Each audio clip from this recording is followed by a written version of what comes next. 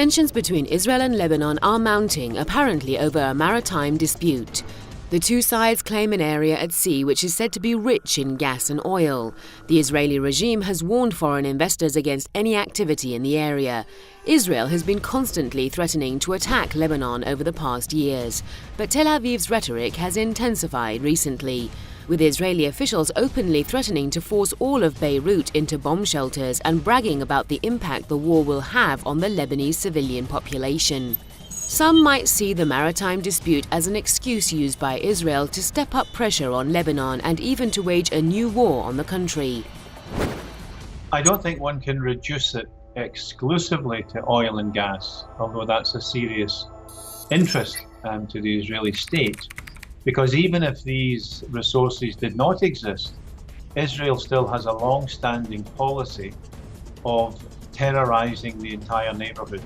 It's called Israel's deterrent edge, and the theories of their general staff are that Israel must be able to inflict overwhelming damage, violence on the local civilian population in order to make resistance unthinkable.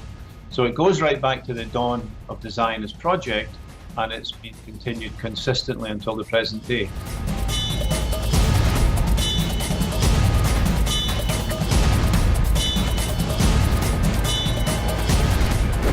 Meanwhile, there is another theory which states the Israeli pressure is part of a US scheme to target the resistance groups in the Middle East. Washington has already designated Hamas leader Ismail Haniyeh as a terrorist. The idea that Haniyeh is the terrorist and Israel has taken a stand against terrorism is absolutely preposterous. If one looks at the invasion of South Lebanon in 2006, the figures are amazing. The Lebanese resistance killed a large number of Israeli soldiers and a relatively very small number of Israeli civilians. The Lebanese who were killed by the Israelis, it was the other way around.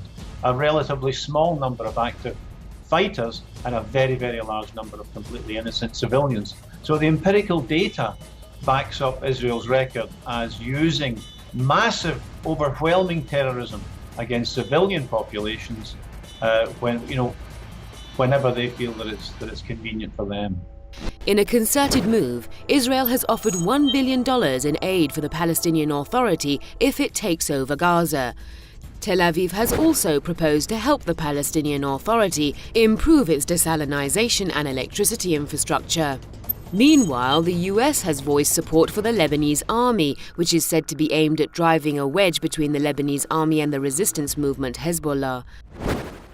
The idea of a carrot being dangled in front of the Palestinian Authority to further attack the resistance in Gaza is something which they may reward the people trying to crush Palestinian resistance, but it may simply be an empty promise. Because in the West Bank, since the Oslo process began, the repression of large parts of the Palestinian resistance has been subcontracted to the Palestinian Authority. But what have they got for it? I mean, most recently, Abu Mazen rounded on the Americans, and that's because the promises that were made by Israel, if they would collaborate with Israel, have all been broken.